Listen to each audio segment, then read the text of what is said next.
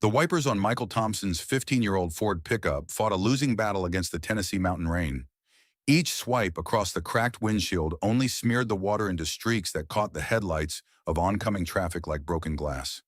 He gripped the steering wheel tighter, his calloused hands aching from another 12-hour day repairing Mrs. Henderson's sagging front porch. The digital clock on his dashboard glowed an angry red 8:47 p.m. "Damn it," he muttered, pressing harder on the accelerator. Tommy needed his heart medication by 9 o'clock sharp, and Michael was still 20 minutes from their small house on the outskirts of Millbrook. His 4-year-old son's irregular heartbeat had been acting up lately, and Dr. Martinez had been very clear about the timing of the medication. The mountain road twisted through dense pine forests, each curve more treacherous than the last in this weather. Michael had driven this road 1,000 times since Sarah's death 18 months ago, but tonight felt different. The storm had come out of nowhere, turning the familiar passage into something ominous and unpredictable. His phone buzzed on the passenger seat, a text from Mrs. Patterson, his elderly neighbor who watched Tommy during his late jobs. "Little man asking for daddy. Keeps checking the door." Michael's chest tightened. Since Sarah died, Tommy had developed a fear of being left alone, even with trusted babysitters. The boy would sit by the front window until Michael's headlights appeared in the driveway, only then allowing himself to relax. The truck rounded another sharp curve, and Michael's breath caught in his throat. There, maybe 100 yards ahead, red taillights glowed through the rain like demonic eyes. But they weren't moving. They were tilted at an impossible angle, pointing up toward the canopy of trees that lined the narrow road. Michael slammed on the brakes, his truck skidding slightly on the wet asphalt before coming to a stop 30 feet from the wreckage. Through the downpour, he could make out the twisted metal of what had once been a luxury car, a BMW. By the looks of it, silver and sleek even in its mangled state. Steam rose from the crumpled hood, and somewhere in the darkness, an iPhone alarm was going off with that distinctive electronic chime. For a moment, Michael sat frozen behind the wheel. Engine idling. Tommy needed his medication. Mrs. Patterson was waiting. Every minute counted when it came to his son's heart condition, but someone might be dying in that car. "Son of a bitch," he whispered, throwing the truck into park and grabbing the emergency flashlight from his glove compartment. The rain hit him like a cold slap as he stepped out into the storm. His work boots splashed through puddles as he jogged toward the wreckage, the beam of his flashlight dancing across the scene. The BMW had hit one of the massive oak trees that stood sentinel along this stretch of road, the impact so violent that the car's front end had crumpled like an accordion. The driver's side was completely smashed in, pressed against the tree trunk. Michael circled around to the passenger side, his heart hammering in his chest. The door hung open at an odd angle, and he could see movement inside. Someone was alive.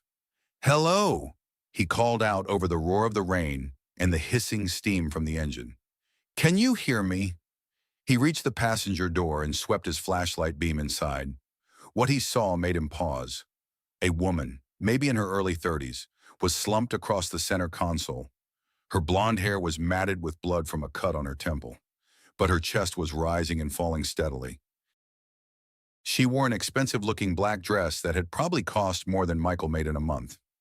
And on the floor beneath her feet was a designer handbag, Hermes.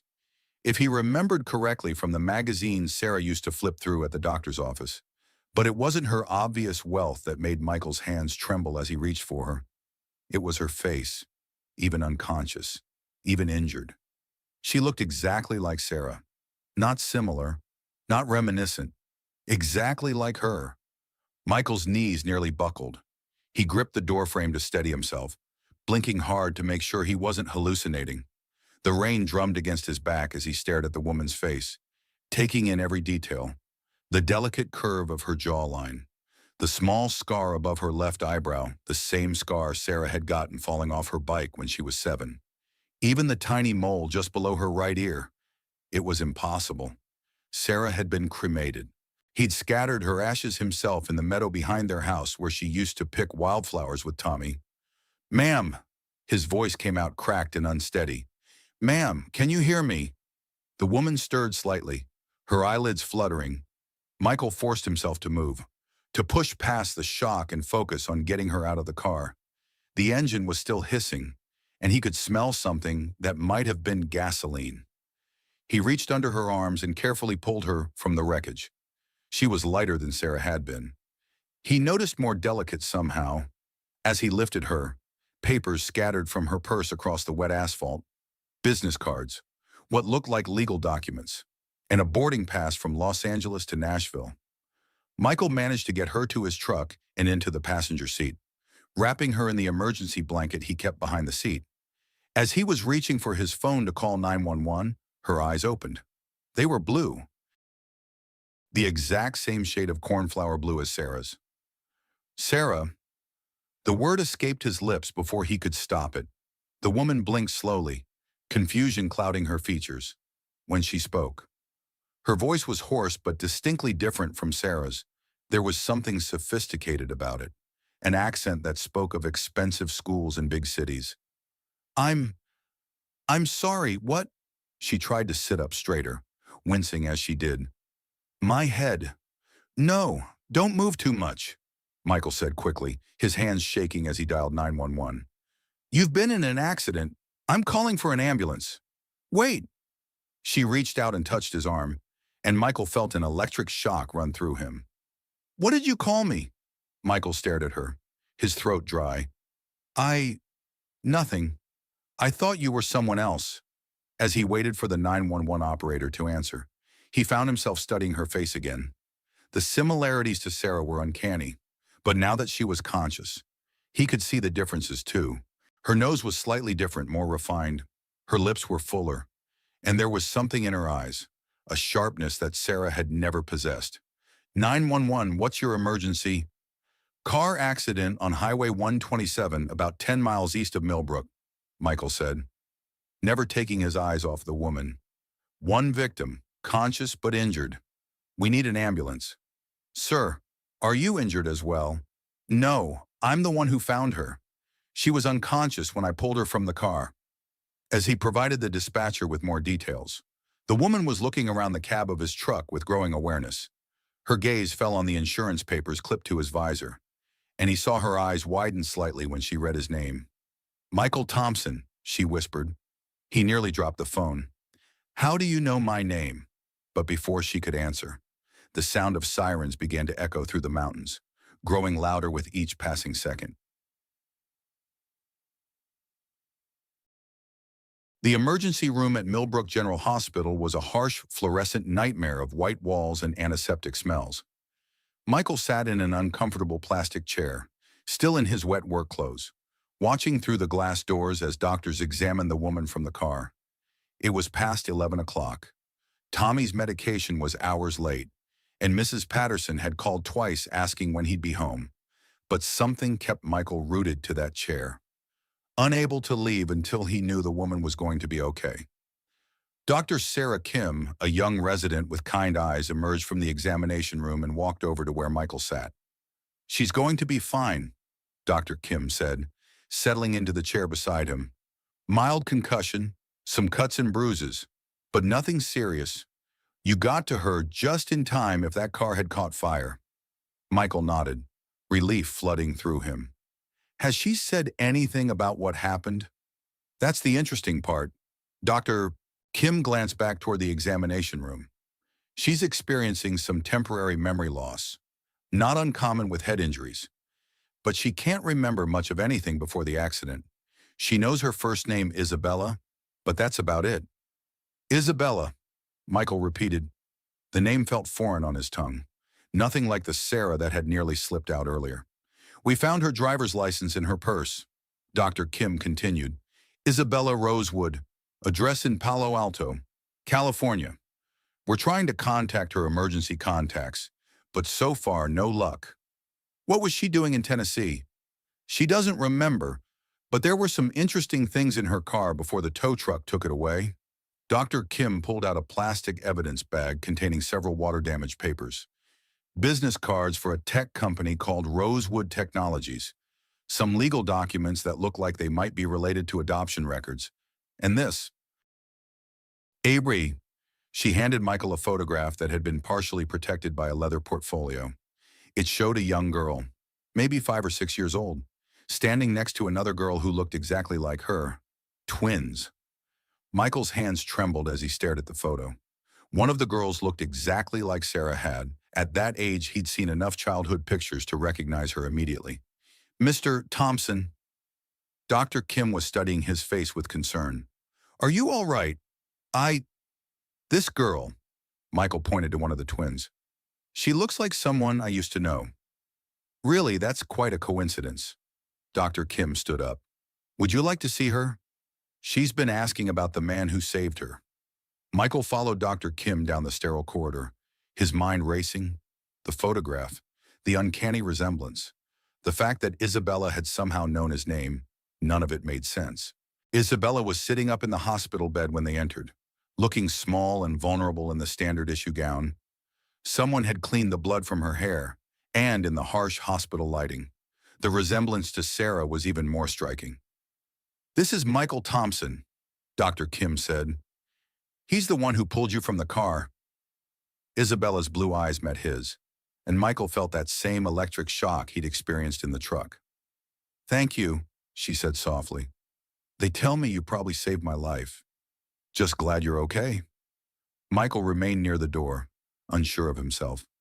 How are you feeling? Like I've been hit by a truck, but grateful. She gestured to the chair beside her bed. Please, sit. I feel like I owe you more than just thanks. Michael reluctantly took the seat, hyper-aware of how close she was. You don't owe me anything. Anyone would have done the same thing. I'm not so sure about that. Isabella studied his face with an intensity that made him uncomfortable. This might sound strange, but do I know you when I first saw you? I felt like I recognized you somehow. You said my name, Michael said carefully. In the truck. How did you know my name? Isabella frowned, pressing her fingertips to her temples. I don't remember saying that. Everything from the accident is pretty fuzzy. Dr. Kim cleared her throat. Miss Rosewood, we were wondering about your travel plans. You had a rental car agreement in your purse. You picked up the BMW at Nashville Airport yesterday. Do you remember why you came to Tennessee? Isabella closed her eyes, concentrating. I think I was looking for someone, a person from my past, but I can't remember who. Michael felt his pulse quicken. Dr. Kim showed me a photo from your car. Two little girls who looked like twins. Isabella's eyes snapped open. Yes, I remember that photo. One of them is me, but I don't know who the other girl is. I think she might be why I came here. The room fell silent except for the steady beep of the heart monitor. Michael stared at Isabella, pieces of an impossible puzzle starting to form in his mind. What's your full name? He asked quietly. Isabella Rosewood, but... She hesitated. That's my adopted name. I was adopted when I was very young, maybe 5 or 6 years old. My birth name was different, but I can't remember it. Michael's mouth went dry. Where were you adopted from? I think it was somewhere in the South. Tennessee, maybe, or Kentucky. Isabella rubbed her forehead. It's all so foggy. My parents, my adopted parents, they never talked much about it. They said it was better to focus on the future instead of the past. Ms. Rosewood, Dr. Kim interjected, do you have somewhere to stay while you recover? We'd like to keep you for observation tonight, but you'll be discharged tomorrow. Isabella looked lost. I'm not sure. I suppose I could find a hotel. The nearest decent hotel is 40 miles away. Michael heard himself saying, and with your concussion, you shouldn't be driving. I could call a cab, or maybe rent another car. I have a guest room, Michael said, the words coming out before he could stop them. Just until you get your bearings back. It's the least I can do. Dr. Kim looked surprised. Mr. Thompson, that's very generous. But it's fine, Isabella said quickly, and Michael could see relief in her eyes. If you're sure it's not too much trouble. No trouble at all. Michael stood up, suddenly needing to get out of the small room. I'll come back tomorrow morning to pick you up. As he walked toward the door, Isabella called after him. Michael. He turned back. Thank you for everything. Michael nodded and left the room, his head spinning. In the hallway. He pulled out his phone and called Mrs. Patterson. Michael thanked God. Tommy's been worried sick. Where are you? I'm at the hospital. There was an accident. Are you hurt? No. No, I'm fine. I helped someone who was injured. Listen, Mrs. Patterson, I need you to give Tommy his medication. The bottle is in the kitchen cabinet. 2 pills, and I'll be home in about an hour. Of course, dear. Is everything all right? You sound strange. Michael leaned against the hospital wall, staring at the fluorescent lights above. I honestly don't know. The drive home from the hospital took Michael through the heart of Millbrook, past the shuttered storefronts and the single traffic light that blinked yellow after 9 p.m. The rain had stopped, but the streets were still slick and empty except for the occasional pickup truck or sedan making its way through the quiet night. Michael's house sat on 2 acres at the end of Maple Street, a modest 2-bedroom built in the 1940s that he and Sarah had bought right after they got married. The white paint was peeling in places, and the front porch sagged slightly on one side, projects he'd been meaning to get to ever since Sarah got sick, but somehow never found the time or energy to complete. Mrs. Patterson's porch light was on next door, and Michael could see her silhouette in the kitchen window as she washed dishes. He pulled into his gravel driveway and sat for a moment in the truck, trying to process everything that had happened. Isabella Rosewood. The name itself suggested wealth and sophistication worlds away from his own blue-collar existence. But those eyes, that face, it was like Sarah had come back to him in the form of a stranger. The front door opened before he reached it, and Mrs. Patterson stepped out onto her porch wearing a faded housecoat and slippers. Michael, honey, how is she? The woman from the accident. She's going to be fine, Michael said, fishing his keys from his pocket. Concussion, but nothing serious. That's a blessing. Tommy finally fell asleep about an hour ago, but he was asking for you right up until the end. Mrs. Patterson studied his face in the porch light. You look like you've seen a ghost. Michael paused with his key halfway to the lock. Maybe I have. What do you mean? He turned to face her. This woman who had been Sarah's substitute mother when her own parents died young, who had helped plan their wedding and held Tommy the day he was born.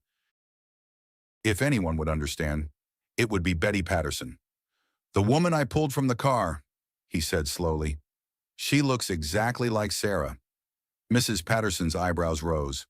Well, I suppose some people do share similar features.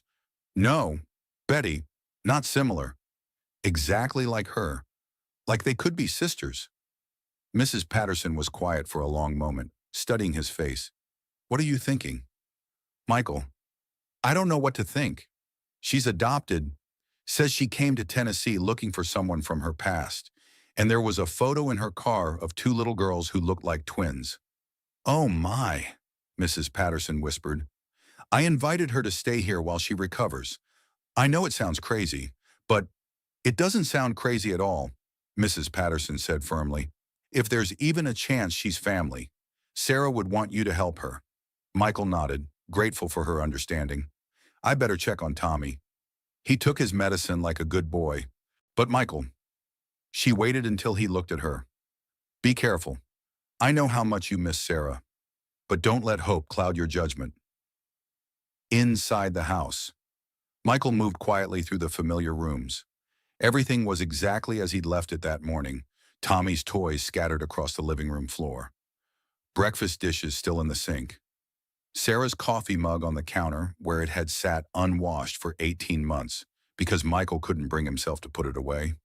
Tommy's bedroom door was cracked open, and Michael could see his son sleeping peacefully under his favorite dinosaur blanket.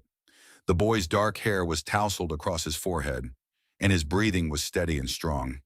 The heart medication was working. Michael stood in the doorway for several minutes, watching his son sleep and thinking about the woman in the hospital. What were the chances that someone who looked so much like Sarah would crash her car on the very road he traveled every night? What were the chances that she would be adopted from somewhere in the South, possibly Tennessee, and have a photograph of twin girls in her possession? He thought about the business cards Dr. Kim had mentioned, Rosewood Technologies, even with his limited knowledge of the tech world. Michael knew that Silicon Valley companies weren't small operations. If Isabella was associated with a tech company in Palo Alto, she was likely very wealthy. But what was she doing in rural Tennessee? And why did she have adoption records with her? Michael closed Tommy's door softly and made his way to his own bedroom. On the nightstand beside his bed was a framed photo of Sarah holding newborn Tommy in the hospital. Her blonde hair was pulled back in a ponytail, and she was smiling despite the exhaustion in her eyes. He picked up the photo and studied Sarah's face, then tried to recall every detail of Isabella's features. The bone structure was identical, the eye color, the shape of her nose, even the way her lips curved when she spoke. The only real differences were subtle. Isabella's hair was longer and styled differently. Her complexion was slightly more tanned, and there was something more sophisticated about her overall appearance. Michael set the photo down and pulled out his laptop. An ancient Dell that took several minutes to boot up. When it finally connected to his wireless internet, he typed Rosewood Technologies into the search bar. The results made his breath catch in his throat. Rosewood Technologies was a major player in the artificial intelligence and machine learning space, founded 5 years earlier and now worth an estimated $2.8 billion.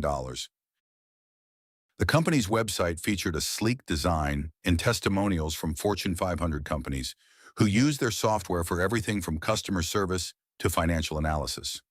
But it was the About Us page that made Michael's hands shake as he scrolled down to the leadership team.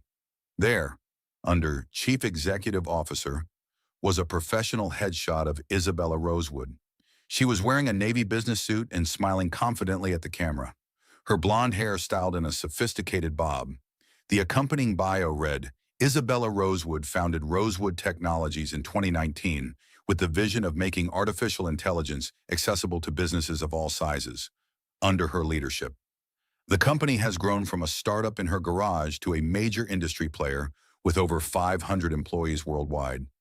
Ms. Rosewood holds an MBA from Stanford University and a bachelor's degree in computer science from MIT.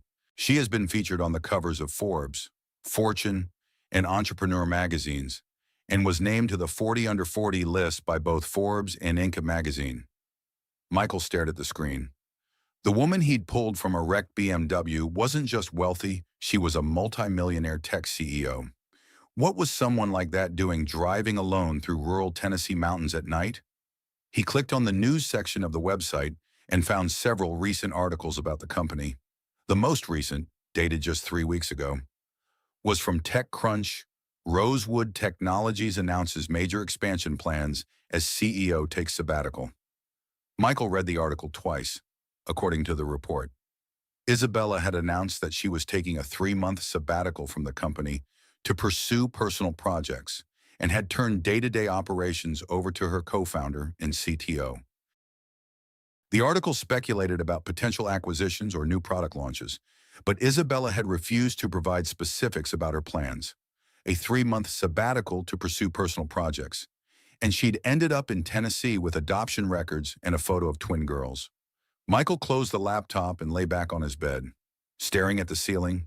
Tomorrow, he would bring Isabella Rosewood, Millionaire Tech CEO, to his modest house with the peeling paint and sagging porch.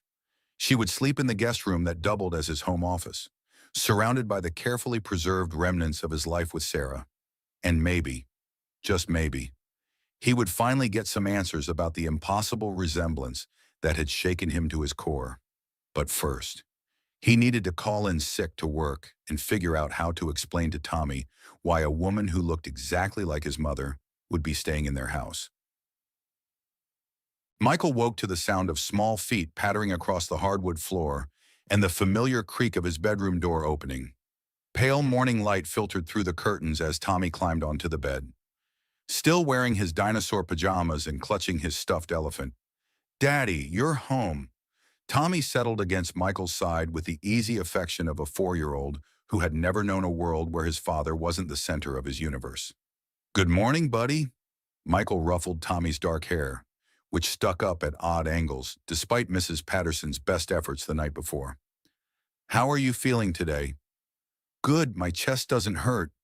Tommy pressed his small hand against his heart, a gesture that always made Michael's throat tighten. "Mrs. Patterson made me pancakes." but I saved you some." "That was nice of her." Michael glanced at the clock, 8:30 a.m. He'd slept later than usual, exhaustion from the previous night finally catching up with him. "Listen, buddy, I need to tell you something important." Tommy looked up at him with wide brown eyes, Sarah's eyes. Michael realized with a pang, in some ways, Tommy looked more like his mother than his father, especially around the eyes and the shape of his face.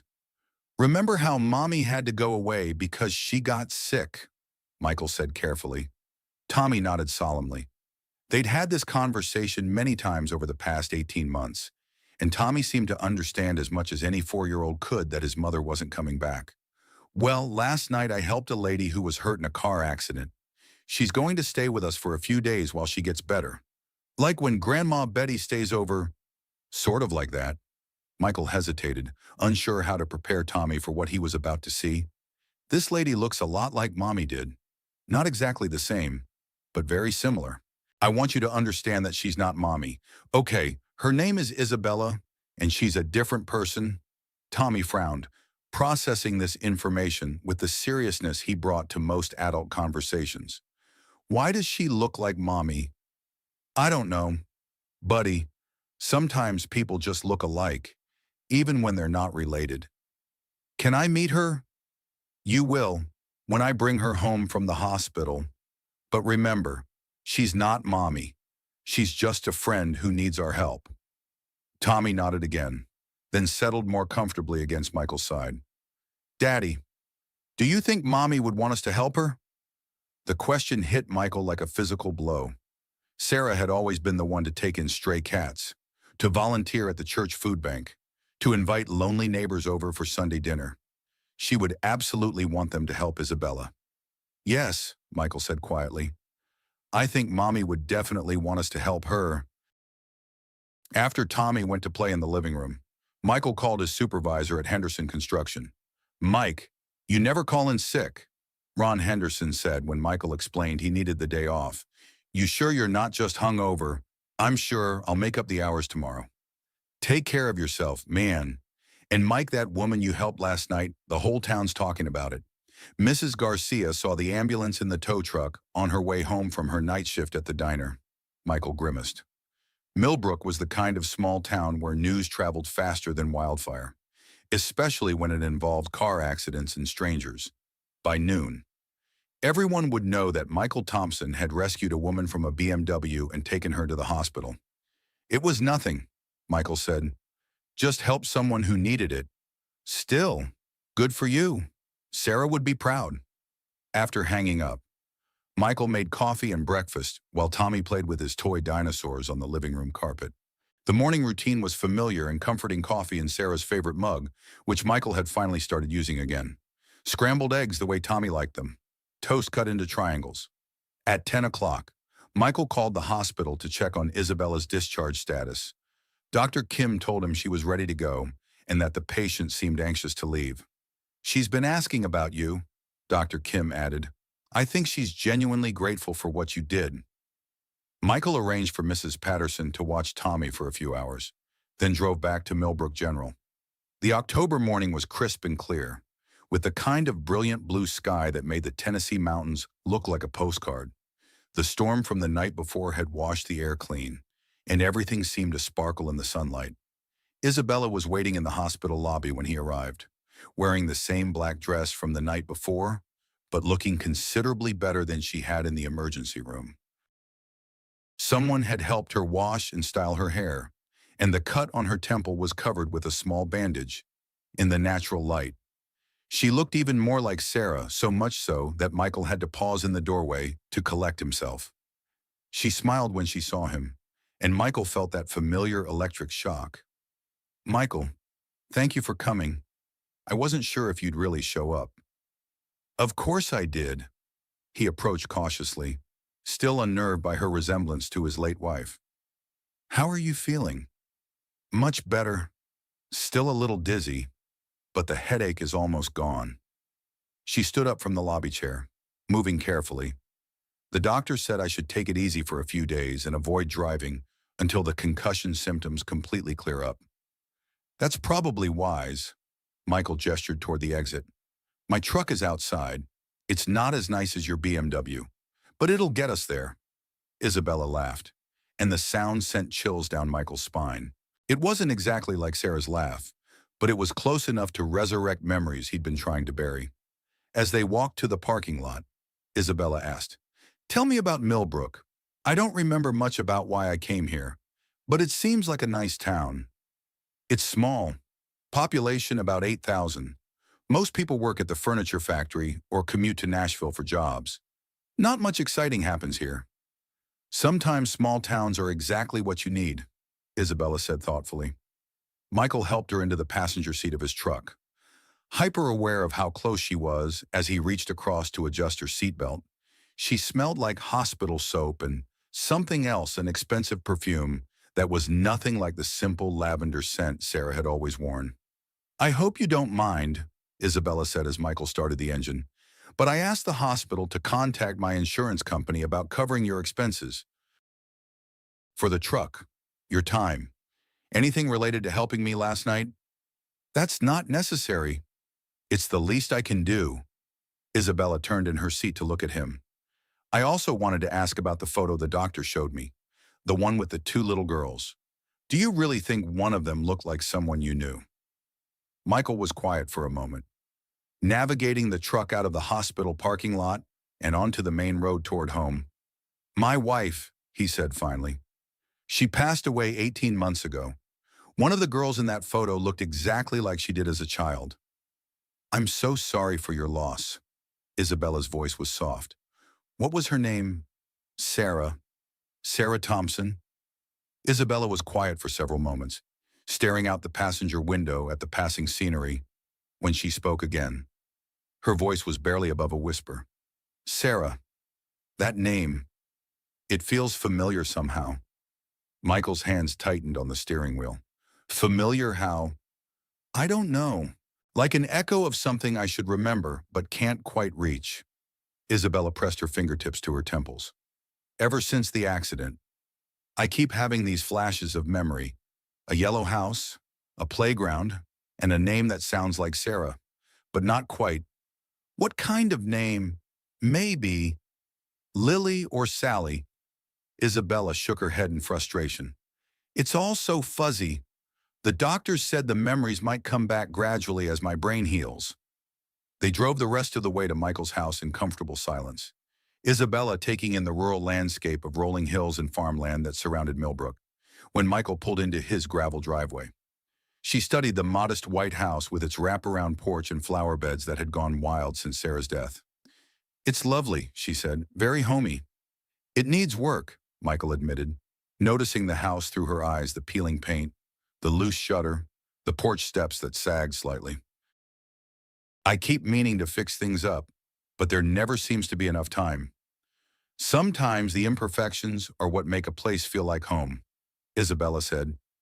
Michael was about to respond when the front door flew open and Tommy bounded out onto the porch, Mrs. Patterson following close behind. The 4-year-old stopped short when he saw Isabella getting out of the truck, his eyes wide with confusion and something that might have been recognition. "Mommy," Tommy whispered. Isabella froze, one foot still in the truck, staring at the little boy with an expression Michael couldn't read. For a moment, nobody moved or spoke. Then Mrs. Patterson stepped forward, her voice gentle but firm. "Tommy, remember what Daddy told you? This is Isabella, the lady who needs our help. She's not Mommy." Tommy nodded slowly, but his eyes never left Isabella's face. "But she looks like Mommy." "I know, sweetheart," Michael said, moving to Tommy's side and putting a protective hand on his son's shoulder. "Sometimes people look very similar, even when they're different people." Isabella finally stepped fully out of the truck, moving slowly as if she were afraid she might spook the child. "Hello, Tommy," she said softly. "Your daddy saved my life last night. He's a very brave man." Tommy studied her for another moment, then seemed to reach some internal decision. "Are you hurt?" he asked. "A little bit. I bumped my head, but it's getting better. Daddy can fix things," Tommy said matter-of-factly. "He fixed my bike when it was broken." Isabella smiled, and Michael saw Tommy's expression brighten in response. I bet he's very good at fixing things. Mrs. Patterson stepped forward, extending her hand to Isabella. I'm Betty Patterson, Michael's neighbor and unofficial family manager. Welcome to Millbrook. Isabella Rosewood. Thank you for taking care of Tommy last night. Think nothing of it. That boy is like my own grandson. Mrs. Patterson studied Isabella's face with the frankness of someone who had lived long enough to say exactly what she thought. My goodness, Michael wasn't exaggerating about the resemblance. So I'm told, Isabella said quietly. I wish I could remember more about why I came here. I feel like there's something important I'm forgetting. Well, maybe it'll come back to you while you're resting up, Mrs. Patterson said kindly. And if you need anything at all, you just holler. I'm right next door. As Mrs. Patterson headed back to her own house, Michael led Isabella and Tommy into the house. The living room was exactly as he'd left it that morning, Tommy's toys scattered around. Yesterday's newspaper still folded on the coffee table. Sarah's favorite throw blanket draped over the back of the couch. Isabella looked around the room, taking in the family photos on the mantel, the child-sized furniture mixed in with the adult pieces, the general lived-in feeling of a house where a small boy was clearly the center of attention. You have a beautiful home, she said. Can I show you my dinosaurs? Tommy asked, suddenly animated. Without waiting for an answer, he began gathering up his toy collection from around the room. This one is a T-Rex, and this one is a Triceratops, and this one is a... Michael watched as Tommy launched into an enthusiastic explanation of his dinosaur collection. Complete with sound effects and dramatic reenactments of prehistoric battles, Isabella listened with apparent fascination, asking questions and making appropriate impressed noises. Watching them together, Michael felt a strange mix of emotions. There was something natural about the way Isabella interacted with Tommy, as if she had experience with children despite being a successful businesswoman. And Tommy, who was usually shy around strangers, seemed completely comfortable with her. Of course, Michael thought. She looks like his mother, to a 4-year-old, that probably overrode any stranger danger instincts. The guest room is just down the hall, Michael said when Tommy finally paused for breath. I'll show you where everything is. The guest room was small but comfortable, with a double bed, a dresser, and a desk that Michael used for paying bills and occasionally checking email. The walls were painted a soft yellow Sarah's choice, and the windows looked out over the backyard, where an old oak tree provided shade for Tommy's swing set. This is perfect, Isabella said, setting her purse on the dresser. Thank you again for letting me stay. I know this must be strange for you. It's fine, Michael said, though they both knew it was anything but fine. There are towels in the bathroom, and I'll clear out some space in the closet if you need to hang anything up. I should probably buy some clothes. I don't think this dress is appropriate for staying in your home. Isabella gestured to her expensive outfit, which was wrinkled and still showed signs of the previous night's trauma. There's a Walmart about 20 minutes away. Or if you want something nicer, Nashville's about an hour. Walmart will be perfect. I haven't been in a Walmart in years. Something in her tone suggested that this was part of a larger experience. She was seeking a taste of normal life that her wealth and success had put out of reach. I could drive you later this afternoon, Michael offered. Tommy likes going to town. That would be wonderful. Isabella sat down on the edge of the bed, suddenly looking tired. Would it be all right if I rested for a while? The hospital wasn't exactly conducive to sleep. Of course. Tommy and I will be in the living room if you need anything.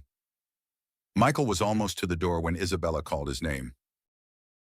He turned back to find her staring at him with an expression of confusion and something that might have been fear. Michael, can I ask you something? Sure. Last night, in the truck, you called me by a different name. Sarah. Your wife's name. Isabella's blue eyes searched his face. Why? Michael felt his cheeks burn. I told you. You look like her. In the shock of the moment. No, it was more than that.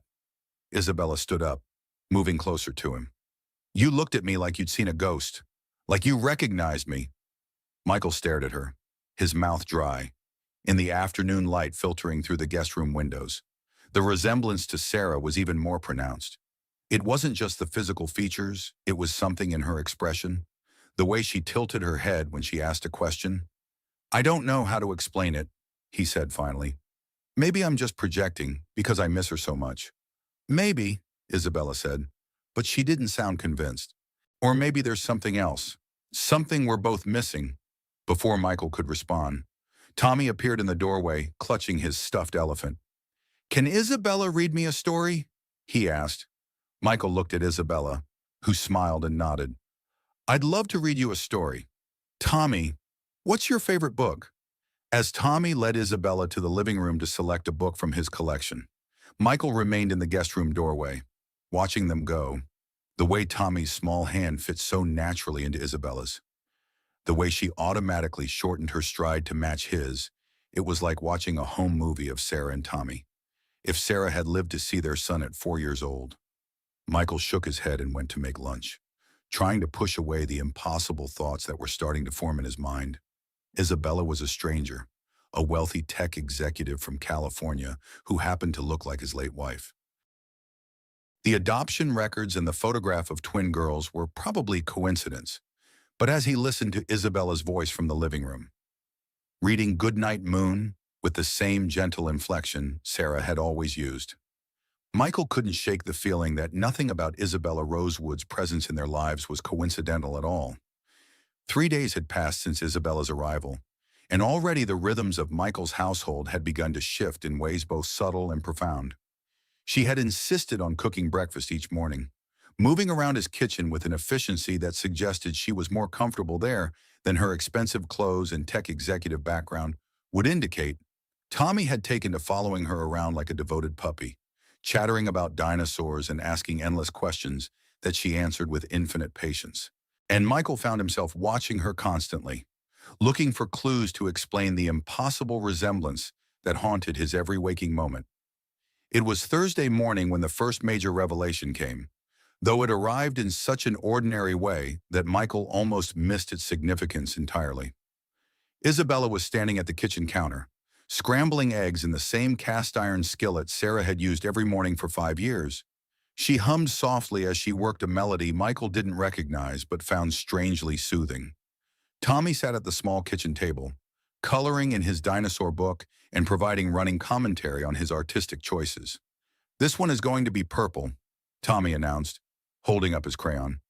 "Because purple dinosaurs are the best dinosaurs."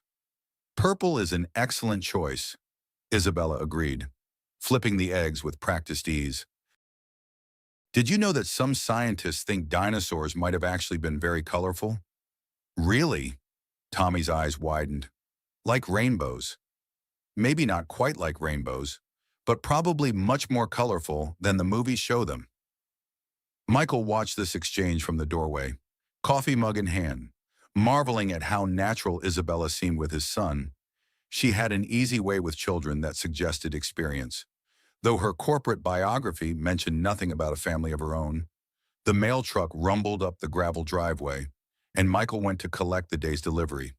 Bills, mostly electric company, credit card statements, and the ever-present medical bills from Tommy's cardiologist that made Michael's stomach clench every time he saw them. But at the bottom of the stack was something unexpected, a large manila envelope addressed to Isabella Rosewood at his address. The return address showed a law firm in Nashville, Morrison, Blake & Associates. Michael brought the mail inside, setting Isabella's envelope on the counter beside her. "This came for you."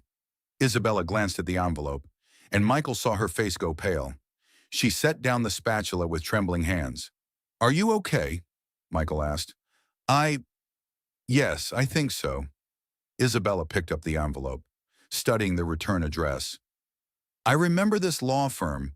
They're the ones who were helping me with—" She pressed her fingertips to her temples. "Something important.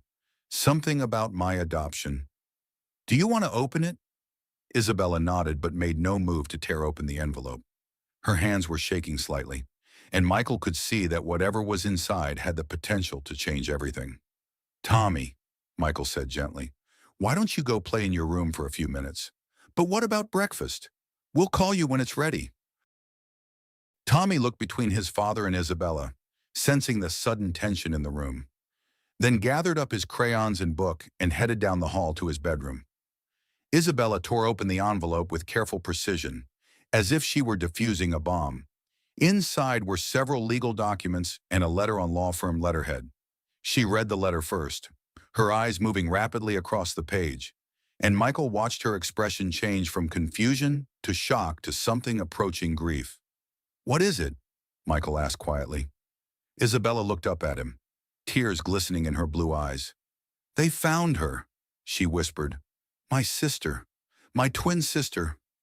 Michael felt the world tilt slightly. "Found her. Her name was—" Isabella looked back at the letter, her voice breaking. "Her name was Sarah Elizabeth Caldwell, born October 15th, 1989 in Millbrook, Tennessee. She died 18 months ago from ovarian cancer." The coffee mug slipped from Michael's hands, shattering on the kitchen floor and sending hot liquid splashing across the linoleum. He stared at Isabella, his mind struggling to process what she'd just said. "Sarah Elizabeth Caldwell," he repeated numbly. That was my wife's maiden name." Isabella's hands holding the letter began to shake violently. She was married to Michael James Thompson. They had one child together, a son named Thomas Michael Thompson, born March 3rd, 2020. "Tommy?" Michael whispered. "She died at Millbrook General Hospital on April 12th, 2023. She was—" Isabella's voice broke completely. "She was my sister, my twin sister, and I found you the night of her—" She couldn't finish the sentence. Michael sank into the kitchen chair across from her, his legs suddenly unable to support his weight. "This isn't possible. Sarah never mentioned having a sister. She was an only child. Her parents died when she was young, and she went into foster care." "According to this," Isabella said, holding up another document, "we were separated when we were 5 years old. There was some kind of family crisis. Our birth parents couldn't care for us anymore. I was adopted by the Rosewood family in California. Sarah went into the Tennessee foster system." Michael stared at the legal documents scattered across his kitchen table, his mind reeling. "So when you said my name in the truck that night, I must have recognized you somehow. Maybe from seeing you at the hospital when she—" Isabella couldn't say the word "died." "Maybe some part of me knew. But you said you were looking for someone from your past. You hired lawyers to find your birth family." Isabella nodded, wiping tears from her cheeks. "I've been searching for 3 years, ever since my adopted parents died, and I found some old papers in their attic. I knew I had a sister, a twin, but the adoption agency had sealed all the records. It took Morrison, Blake and Associates 2 years to track down the paper trail." She pulled out another document, a copy of an original birth certificate.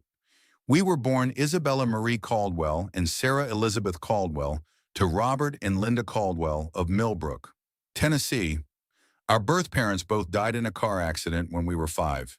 We had no other family, so we were split up for adoption." Michael reached for the birth certificate with trembling hands. There it was in black and white, 2 baby girls born 4 minutes apart. Isabella first, then Sarah. The same last name that had become Sarah Thompson when she married him. "She never knew," Michael said quietly. "All those years we were together, all the times she talked about feeling like something was missing from her childhood. She never knew she had a sister. And I never knew I was looking for someone who was already gone," Isabella whispered. They sat in silence for several minutes, the magnitude of the revelation settling over them like a weight. The kitchen filled with the smell of eggs burning on the stove, but neither of them moved to turn off the heat. Finally, Michael stood up and switched off the burner, then returned to his seat. "The photo in your car, the one of the twin girls, it was the only thing I had from before the adoption. My adoptive parents, said the social worker gave it to them." Isabella's voice was barely audible. "I've been carrying it with me for 3 years, hoping someone would recognize the other little girl." "Someone did," Michael said. "Me, I recognized Sarah." Isabella looked up at him, her blue eyes, Sarah's eyes, filled with anguish. "Michael, I'm so sorry. I came here looking for my sister, and instead I found her family. I found you and Tommy. And now what? Now I don't know what to do." Isabella pushed back from the table, beginning to pace around the small kitchen. I fell in love with you, both of you. These past 3 days have been the happiest I've had in years. Tommy is the most amazing little boy, and you're— She stopped pacing and looked at him directly. You're everything Sarah's letter said you were. Michael's heart stopped. Letters. Isabella's face went white. I shouldn't have. The lawyers found more than just records. They found personal effects that had been stored when Sarah aged out of foster care, including letters she wrote, but never sent. Letters to who? To her sister, to me. Isabella's voice was barely a whisper. She wrote to me for years, even though she didn't know my name or where I was. She told me about falling in love with this incredible man named Michael, about getting married, about having Tommy. She told me how much she wanted her sister to meet her family. Michael felt like he'd been punched in the stomach. She wrote letters to you. Isabella nodded, tears streaming down her face. The last one was dated 2 weeks before she died. She wrote about how scared she was of leaving you and Tommy alone, how she wished her sister could be there to help take care of you both. Where are they? Michael's voice was hoarse. The letters. In my car. What's left of it? Isabella wiped her eyes with the back of her hand. The lawyers sent copies of everything they found, but the originals were in my purse when I crashed. Michael stood up abruptly, knocking over his chair. I need some air. He walked out the back door onto the small deck that overlooked their yard, where Tommy's swing set sat beneath the old oak tree. His hands gripped the wooden railing as he tried to process everything he'd just learned. Sarah had a twin sister. She'd written letters to that sister for years, pouring out her heart to someone she'd never met but desperately wanted to find. And now that sister was here, in his house, looking exactly like the woman he'd lost, the woman he was falling in love with all over again, behind him. He heard the back door open. Isabella stepped onto the deck, moving cautiously as if she were approaching a wounded animal. Michael, she never told me, he said without turning around. In 5 years of marriage, she never once mentioned having a sister or feeling like she had family out there somewhere. Maybe she didn't want to get your hopes up. Maybe she thought if she couldn't find me, it would just be another disappointment. Michael turned to face her, and the sight of her standing in the morning sunlight nearly brought him to his knees. She looked so much like Sarah in that moment, the way the light caught her hair, the expression of concern on her face, the way she stood with one hand pressed against her heart. I don't know how to do this, he said quietly. I don't know how to be around you knowing what I know now. What do you mean? I mean I was falling in love with you, Michael said, the words tumbling out before he could stop them. These past 3 days, watching you with Tommy, having you in our house, I felt alive again for the first time since Sarah died. And now I find out you're her sister, and I don't know if what I'm feeling is real or if I'm just trying to get Sarah back through you. Isabella's face crumpled. And I don't know if I'm in love with you or if I'm just trying to be close to the sister I never got to meet. They stared at each other across the small deck, the truth of their impossible situation hanging in the air between them. There's something else, Isabella said quietly. Something I haven't told you. Michael's stomach clenched. What? The reason I could afford to take a 3-month sabbatical from my company, the reason I could hire lawyers and private investigators to search for my family. Isabella took a deep breath. I'm worth about $40 million. Michael felt the deck spin beneath his feet. $40 million. My company went public last year. I own 60% of the stock. Isabella's voice was matter-of-fact, as if she were discussing the weather. I know that probably sounds like an impossible amount of money to you. It does, Michael said honestly. I make about $35,000 a year fixing people's porches and replacing their roof shingles. I don't care about that, but I do. Michael ran his hands through his hair. Jesus, Isabella, you're a multi-millionaire tech CEO. And I'm a small-town handyman who can barely afford his son's medication, even if we weren't dealing with everything else. We're from completely different worlds. Money doesn't matter when it comes to family, Isabella said firmly, and that's what we are now. Whether we like it or not, I'm Tommy's aunt. Sarah was my sister. That makes us family. Aunt Isabella, Tommy's voice called from inside the house. The eggs are making smoke. Michael and Isabella looked at each other. Then both began to laugh, despite everything, the hysterical laughter of people whose worlds had just been turned completely upside down. We should probably deal with the fire hazard before we figure out the rest of our lives, Isabella said, wiping tears from her eyes. Probably a good idea. They went back inside to find the kitchen filled with smoke from the abandoned eggs. Michael opened windows while Isabella scraped the burnt remnants from the pan, and Tommy stood in the doorway asking questions about why grown-ups sometimes forgot about breakfast. Sometimes adults get distracted by important conversations, Isabella explained as she started a fresh batch of eggs. Were you talking about me? Tommy asked with the self-centeredness of childhood. Isabella glanced at Michael, then knelt down to Tommy's eye level. Actually, we were. Tommy, how would you feel if I told you that I was related to Mommy like a sister? Tommy's eyes widened. You mean you're my aunt? Yes, I think I am. Tommy considered this for a moment, then threw his arms around Isabella's neck. I always wanted an aunt, he declared. Billy Peterson has an aunt, and she brings him presents. Michael watched his son embrace Isabella, his sister-in-law. He realized with a shock and felt a complex mix of emotions. Relief that Tommy was taking the news well. Gratitude that Isabella had chosen to tell him the truth in such a gentle way. And underneath it all, a growing certainty that whatever happened between him and Isabella, she was now a permanent part of their lives. So does this mean you're going to stay? Tommy asked, pulling back to look at Isabella's face. Isabella's eyes met Michael's over Tommy's head. I don't know yet. Sweetheart, your daddy and I need to talk about a lot of things. But you won't leave without saying goodbye. I promise I won't leave without saying goodbye. After breakfast, Michael called in sick to work again and suggested they all drive into Nashville. Isabella needed to replace her destroyed belongings, and Michael thought the change of scenery might help them process everything that had happened. The drive to Nashville took them through rolling hills dotted with horse farms and small towns that looked like postcards. Tommy chattered excitedly from his car seat in the back, asking Isabella questions about California and tech companies and whether she had ever met any movie stars. I've met a few, Isabella admitted, but they're just regular people. Really, not as interesting as dinosaur experts like you. Tommy beamed at this assessment, and Michael found himself smiling despite the turmoil in his mind.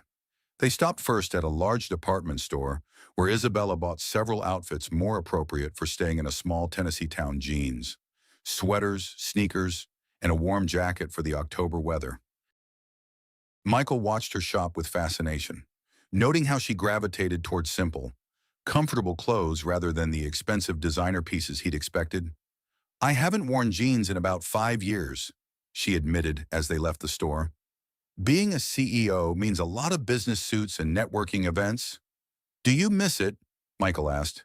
The company, the executive lifestyle. Isabella was quiet for a moment, considering the question. I miss the challenge of building something from nothing.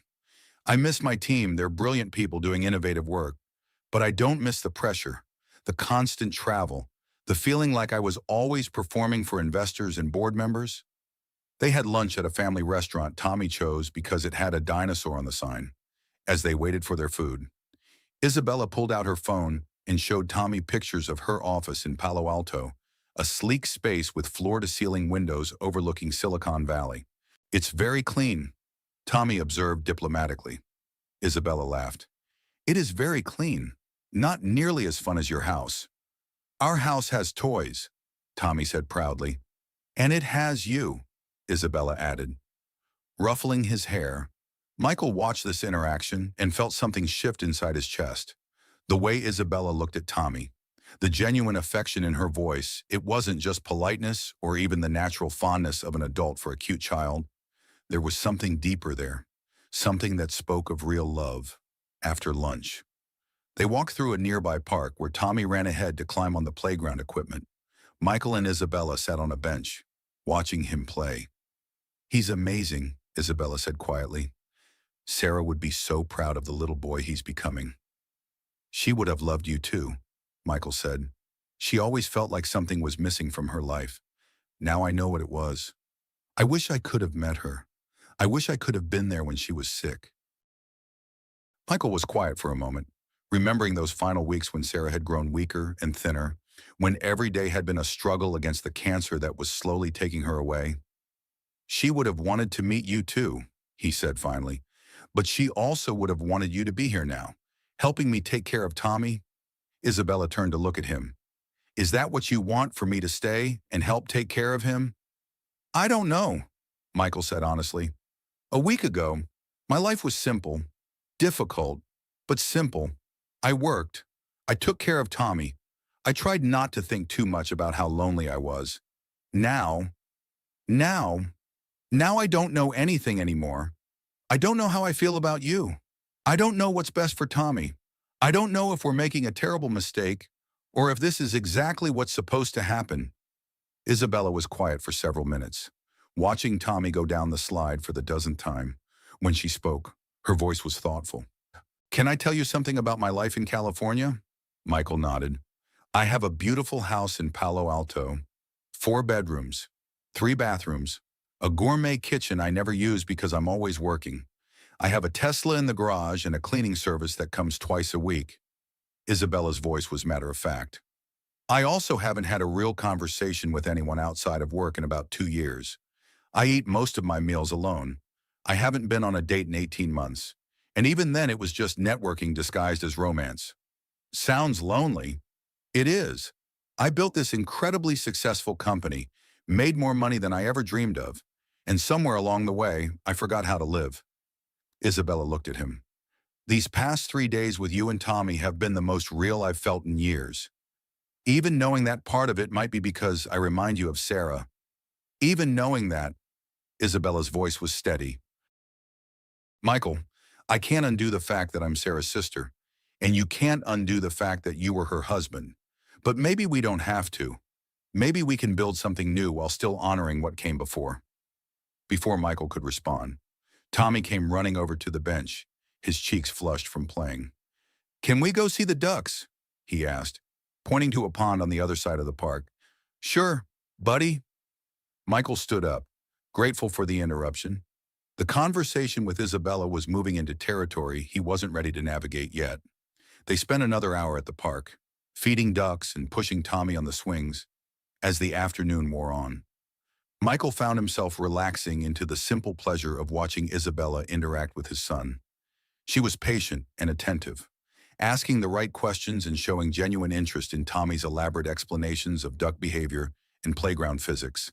It was nearly dinner time when they started the drive back to Millbrook. Tommy fell asleep in his car seat within minutes, exhausted from the day's adventures. Michael, Isabella said quietly once they were sure Tommy was fully asleep, there's something else we need to discuss. What now? Michael asked, though his tone was gentle. Tommy's medical expenses.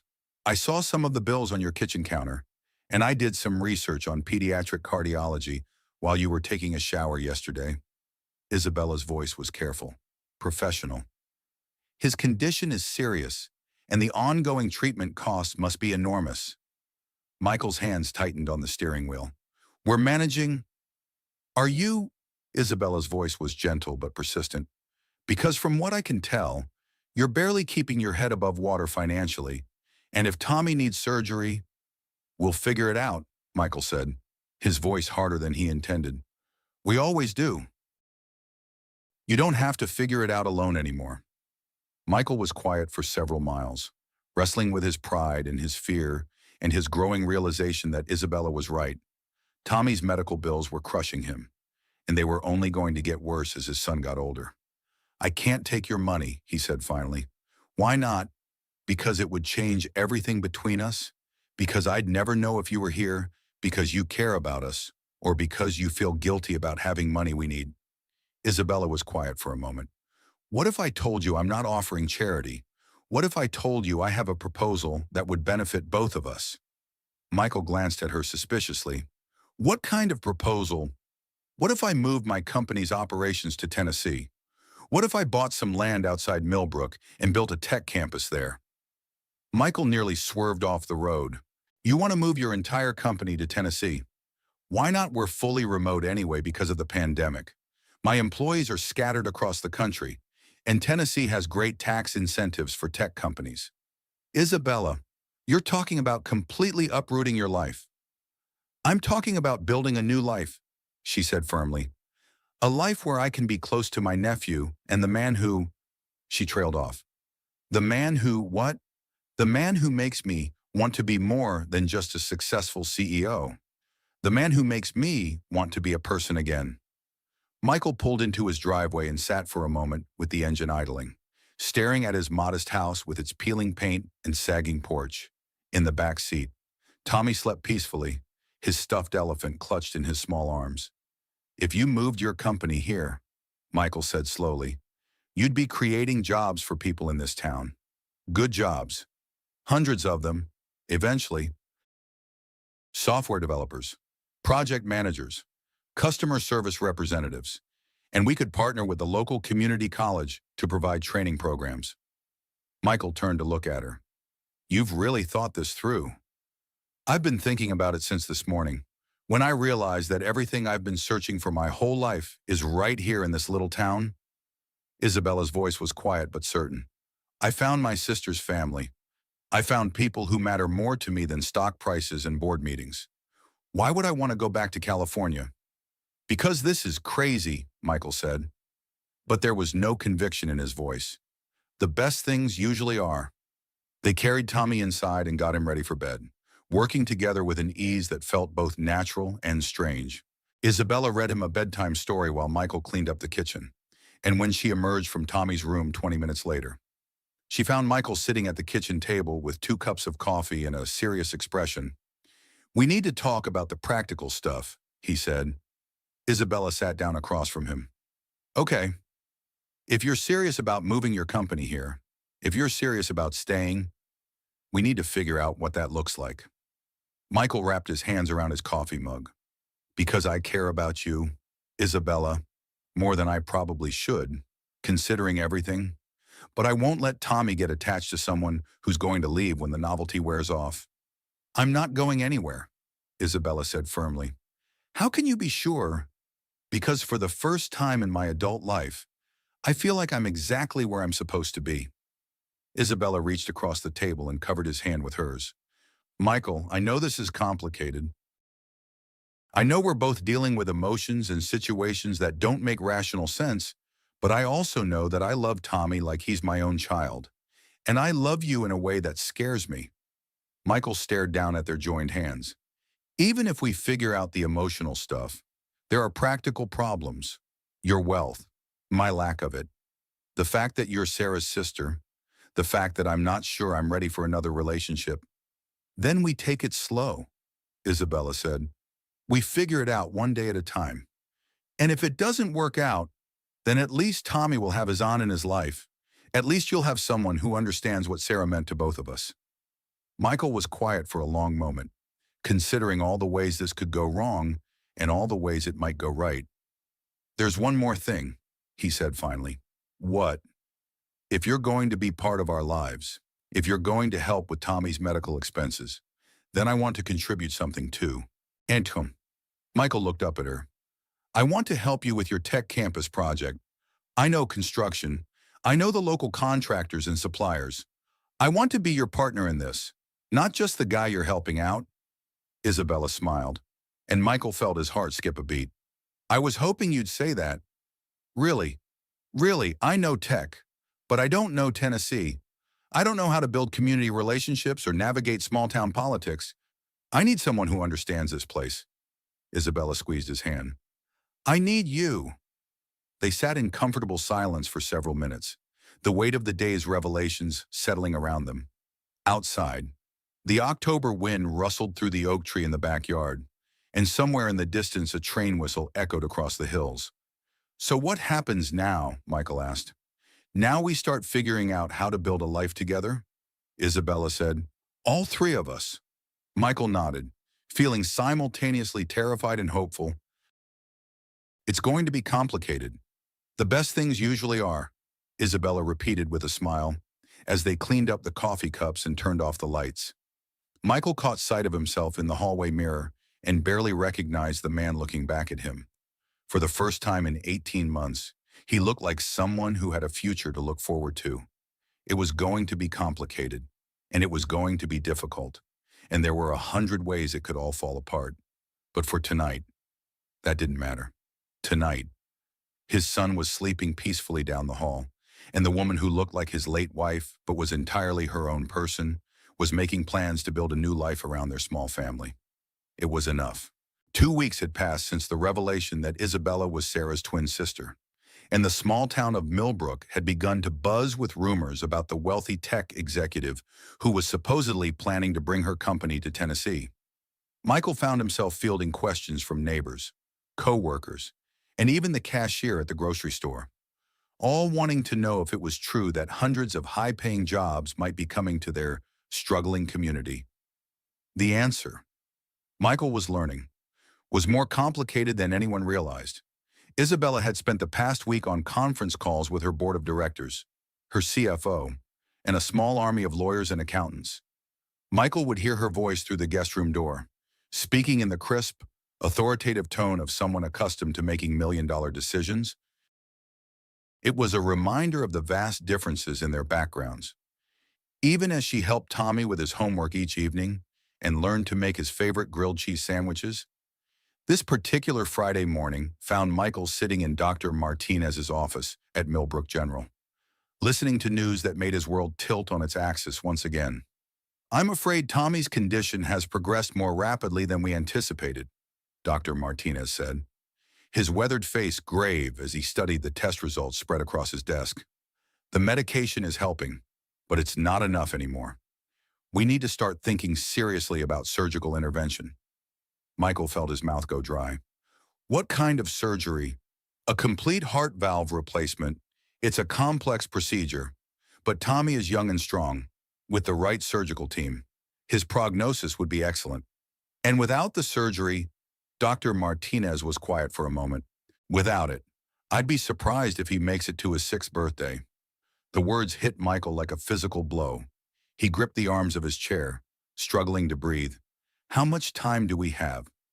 "I'd recommend scheduling the surgery within the next 6 to 8 weeks. Any longer than that, and we're taking unnecessary risks." "And the cost?" Dr. Martinez pulled out another sheet of paper, and Michael saw him hesitate before sliding it across the desk. The number at the bottom made Michael's vision blur. $485 dollars.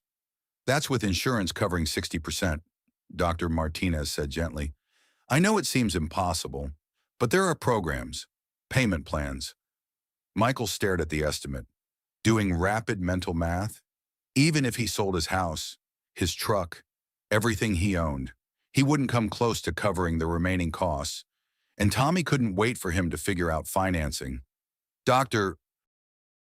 Martinez," Michael said slowly, "if I could guarantee payment, how quickly could we schedule this? Within 2 weeks, if necessary.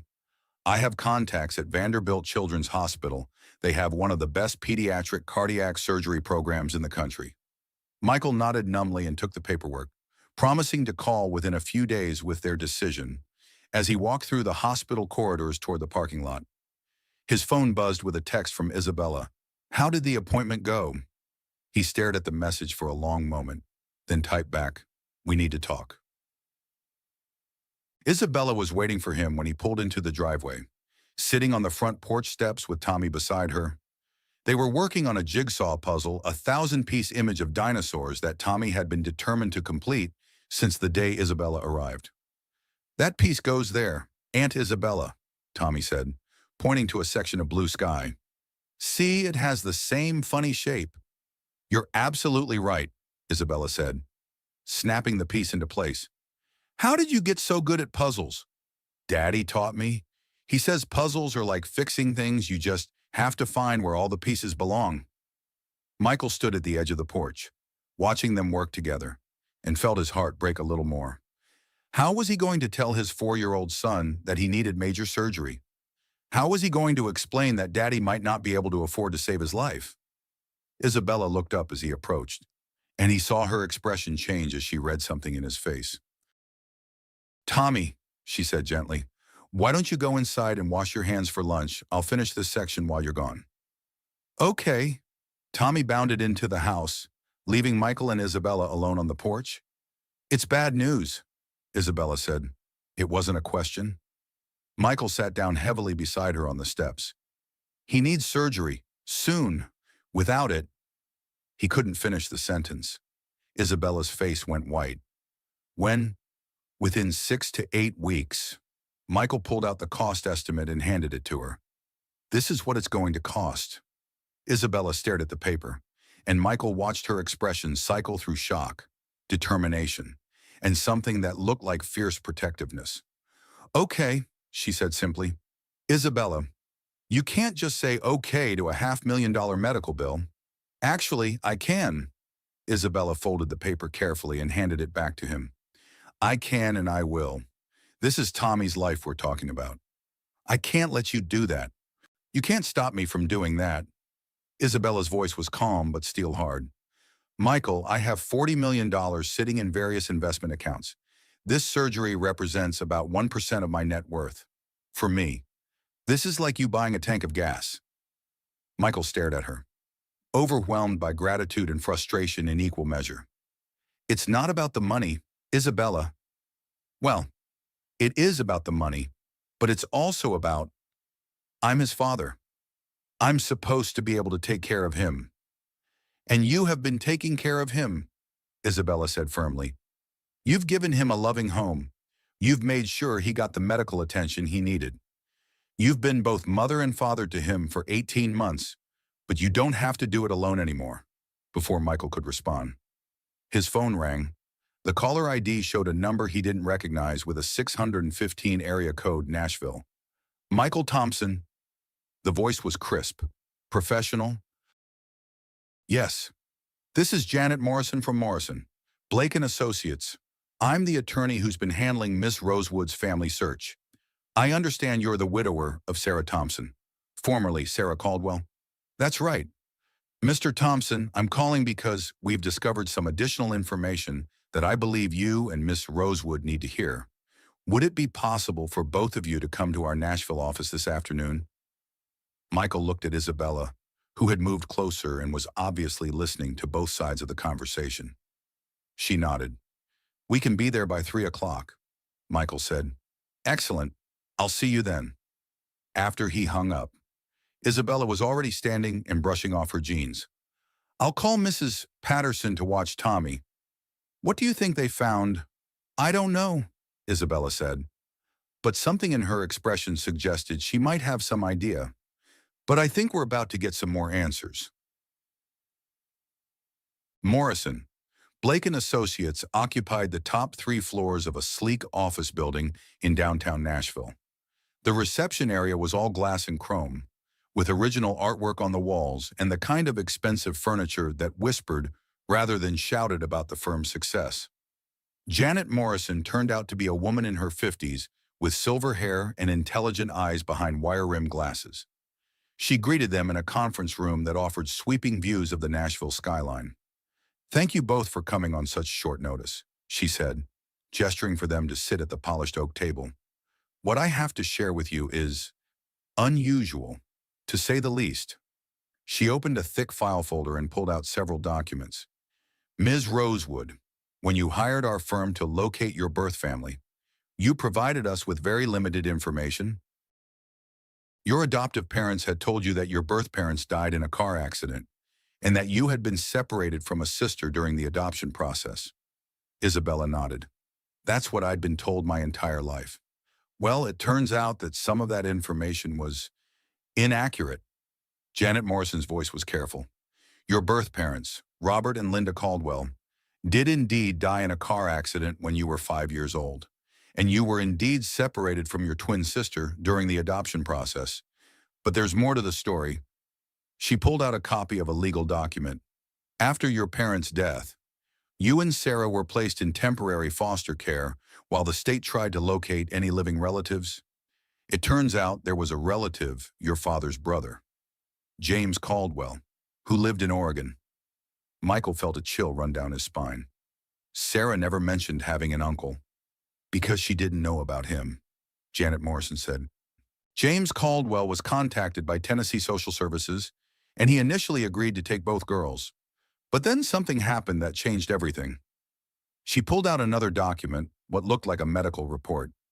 Isabella, you were born 4 minutes before your sister, but you were also born with a serious heart defect.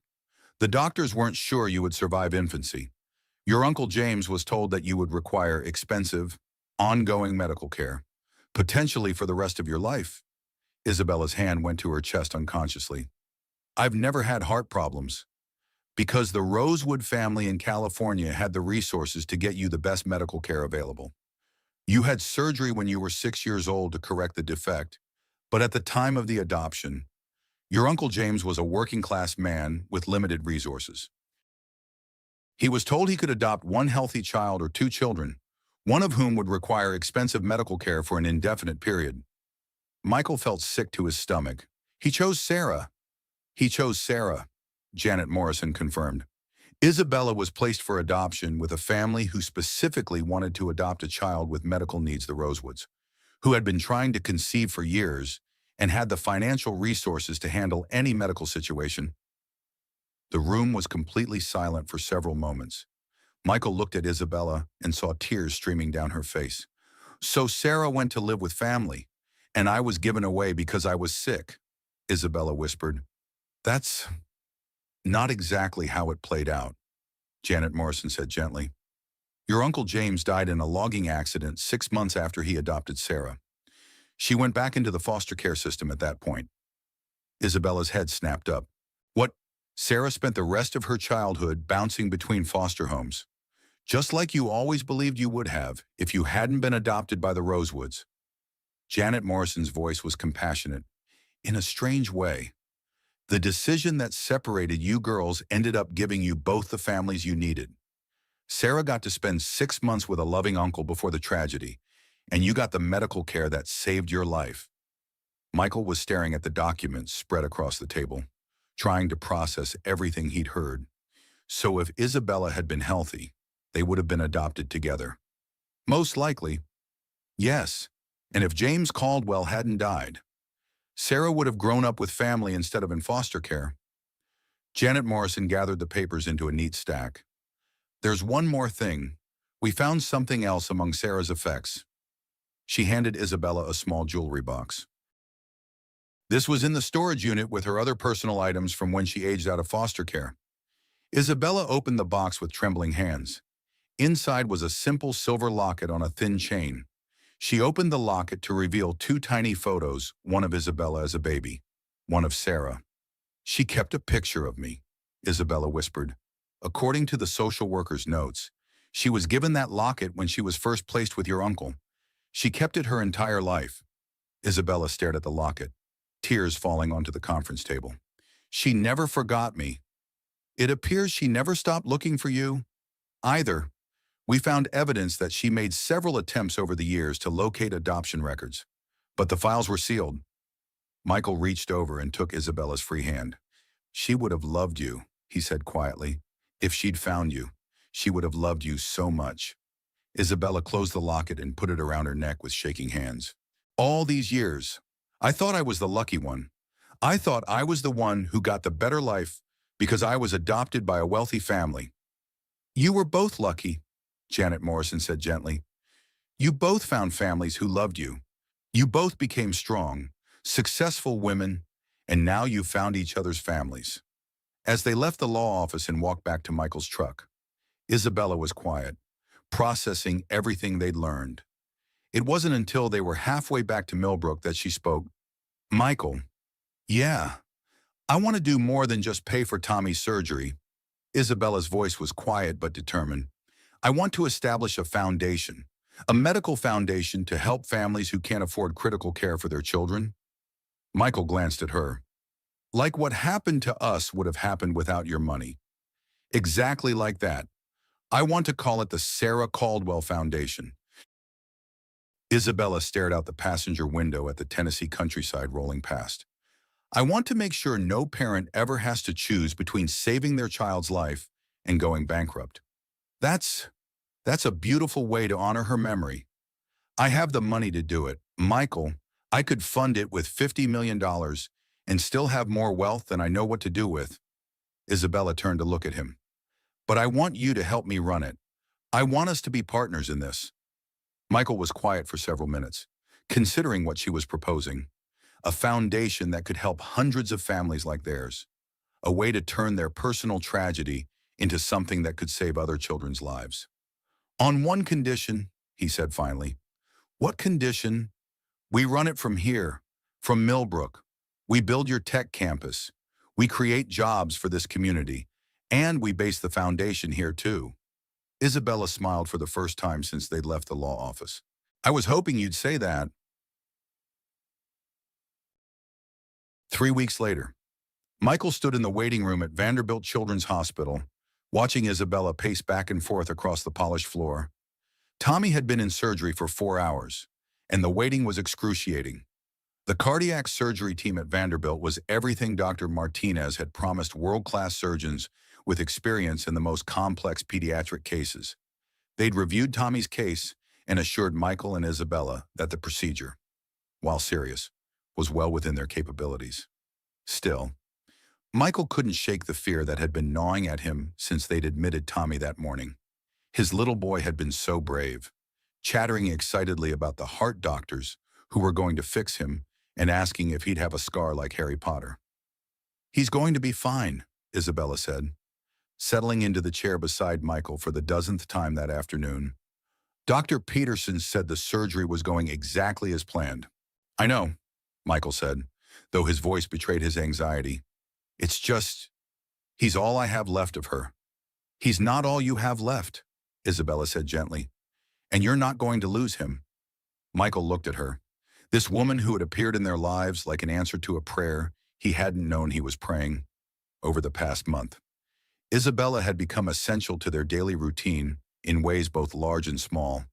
She helped Tommy with his homework, sang him to sleep when he had nightmares, and had somehow convinced Michael's ancient washing machine to work better than it had in years. More than that, she had become Michael's partner in ways he was still learning to navigate. They'd spent hours planning the foundation, researching the best ways to help families facing medical crises. Isabella had already hired a team of lawyers and accountants to begin the legal process of establishing the Sarah Caldwell Foundation, and she'd put aside $60 million, $20 million more than originally planned to fund it. There's something I need to tell you, Michael said, not taking his eyes off the surgical waiting room doors. What? I love you. The words came out quietly, but with absolute certainty. Not because you look like Sarah, not because you're helping with Tommy's medical bills, not because you're Sarah's sister.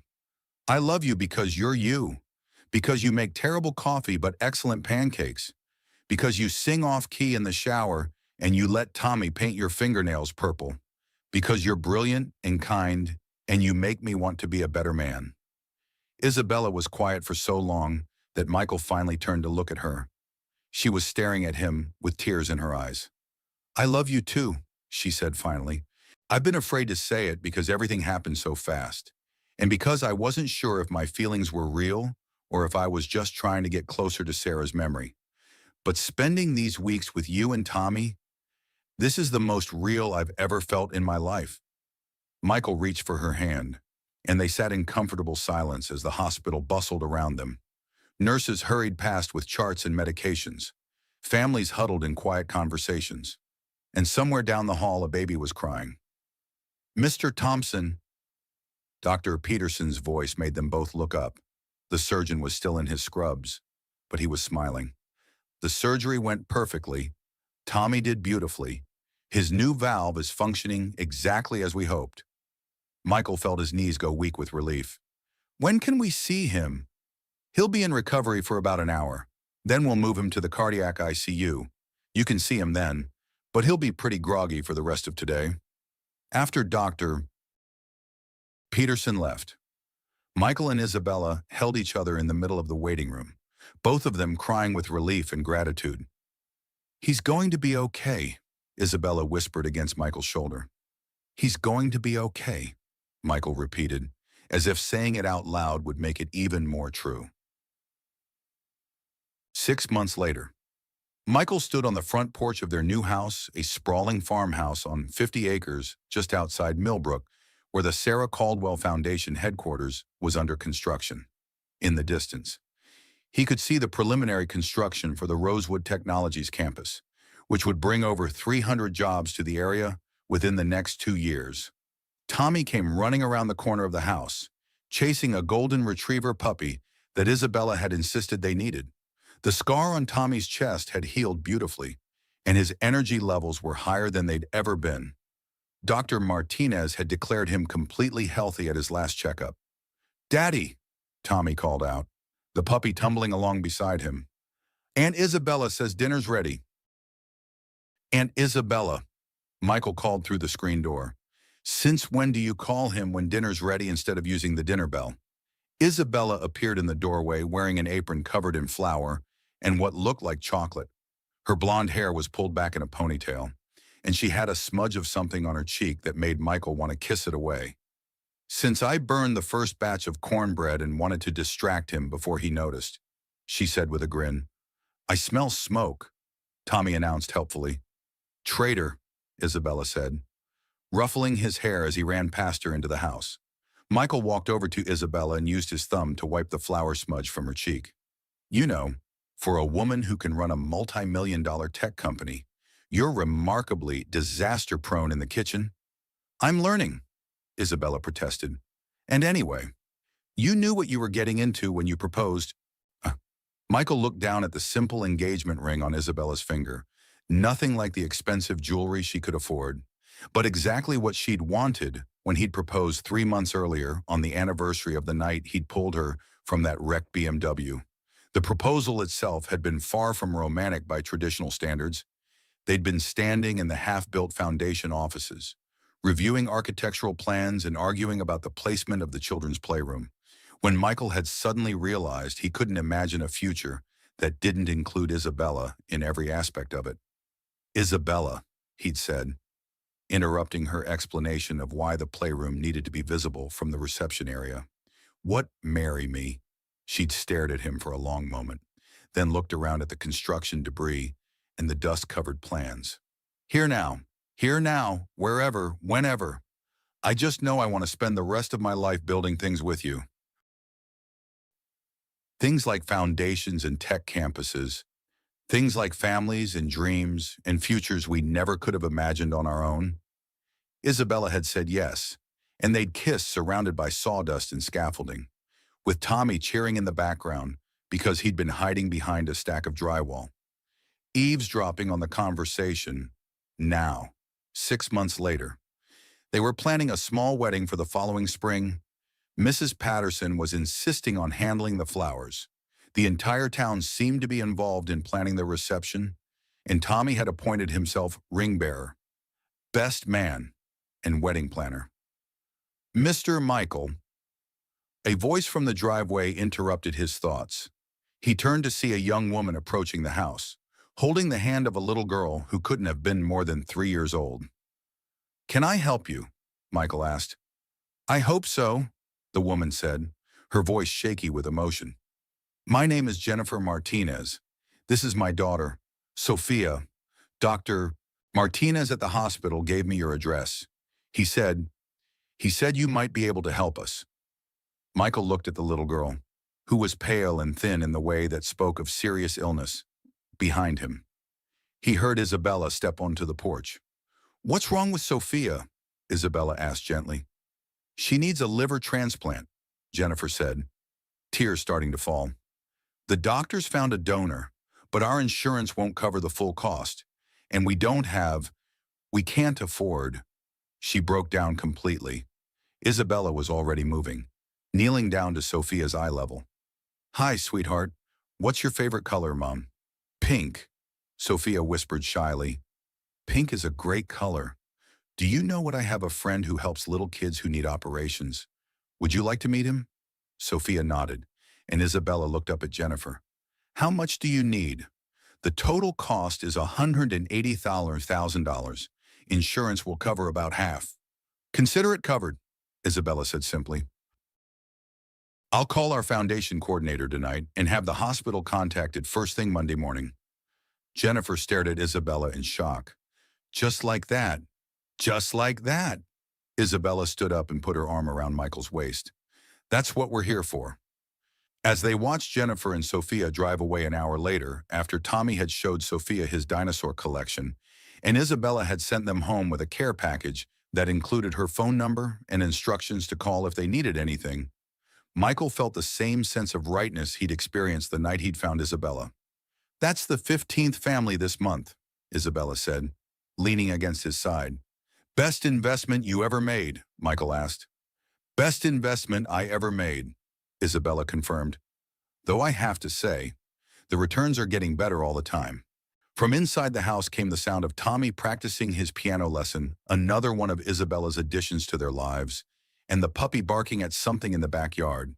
The foundation headquarters was starting to look like an actual building rather than a construction site, and Rosewood Technologies had hired its first 50 Tennessee employees.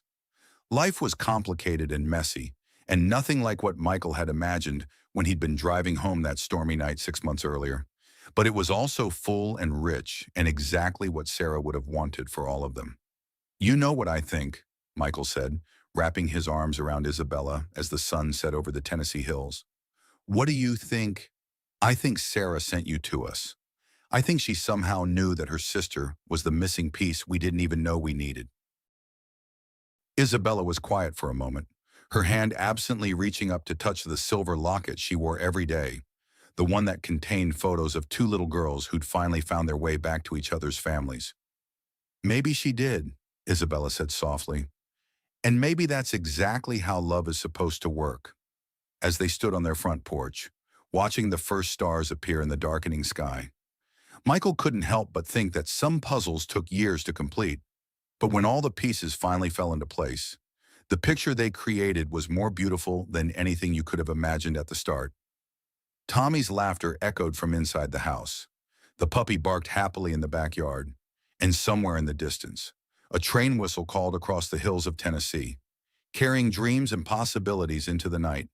It was exactly what home was supposed to sound like.